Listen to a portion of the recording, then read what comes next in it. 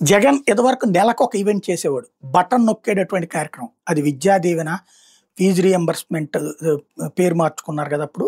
అట్లాగే తల్లికి వందనం అని చెప్పేసి, లేదంటే గనక రైతులకి ఇచ్చేటటువంటిది 4 నెలలకోసారి డబ్బులేసేటటువంటి సందర్భంలో కావచ్చు. తర్వాతన ఈబీసీ నేస్తం, కాపు నేస్తం, అట్లాగే చేయూత ఇట్లాంటి పథకాలకి. నెలకి ఒక పథకం ఉండేది. ఆ పథకానికి సంబంధించిన బటన్ నొక్కడం కోసం ఖచ్చితంగా ఓ భారీ కార్యక్రమం, భారీ సభ ఒక్కొక్క ఏరియాలో పెట్టడం, భారీగా జన సమీకరణ అదంతా జరిగేది. దాన్నే ఈవెంట్ మేనేజ్మెంట్ అని ప్రకటించేవాళ్ళు, విమర్శించేవాళ్ళు తెలుగుదేశం, జనసేన వీళ్ళందరూ కూడా. ఇప్పుడు సీన్ కట్ చేస్తే వారానికి ఒకటి చొప్పున ఈవెంట్ నడుస్తూ ఉంటుంది. ఇప్పుడు పేరెంట్స్ టీచర్స్ మీటింగ్‌లో ముఖ్యమంత్రి వెళ్ళి ఏం చేస్తారు, లోకేష్ వెళ్ళి ఏం చేస్తారు, పవన్ కళ్యాణ్ వెళ్ళి ఏం చేస్తారు? వీళ్ళు కూర్చుంటే అసలు పేరెంట్స్ టీచర్స్ మీటింగ్ ఎట్లయిపోతుంది?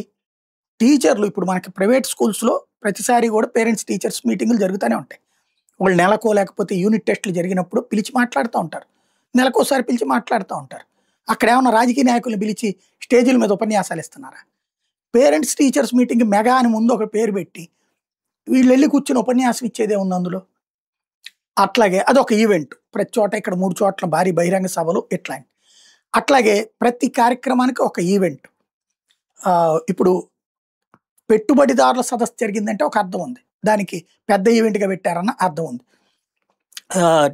డ్రోన్ల ఊరేగింపు ఒకరోజు జరుగుతుంది. లేకపోతే టూరిజం వాళ్ళకి సంబంధించింది ఒకరోజు జరుగుతుంది. అదేమన్నా కొత్త పథకం, కొత్తగా ప్రజలకు ఏమైనా ప్రయోజనం చేకూరుస్తుంటే నో ప్రాబ్లం. దానివల్ల ఈవెంట్‌తో ఏదన్నా ఉంటుంది.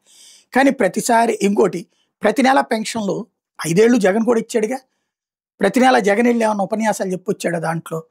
చంద్రబాబు గారు ప్రతి నెల పెన్షన్ రోజున వెళ్తారు, జనాల దగ్గరికి వెళ్తారు. అక్కడ ఒక ఈవెంట్. ఏదో నులక మంచం మీద కూర్చొని చంద్రబాబు మాట్లాడారు. వెనకాల బ్యాక్‌గ్రౌండ్ అదంతా ఈవెంటే. ఈవెంట్ మేనేజ్మెంట్‌లకి ఎందుకు డబ్బులు దోచిపెడుతున్నాం మనం? దీనివల్ల ఏం ఉపయోగం ఉంది? అంటే ప్రచారం. ఇదివరకంత విధ్వంసం జరిగింది, ఇక్కడ అద్భుతం జరిగింది. అనేక సార్లు ఉపన్యాసాలు ఇస్తూ ఉండటం వల్ల అవతలోళ్ళ కంటే ఇక్కడ ఎక్కువ జరుగుతుందన్నటువంటి ప్రచారం. ప్రయోజనమా కాదా? కాలం నిర్ణయించాలి.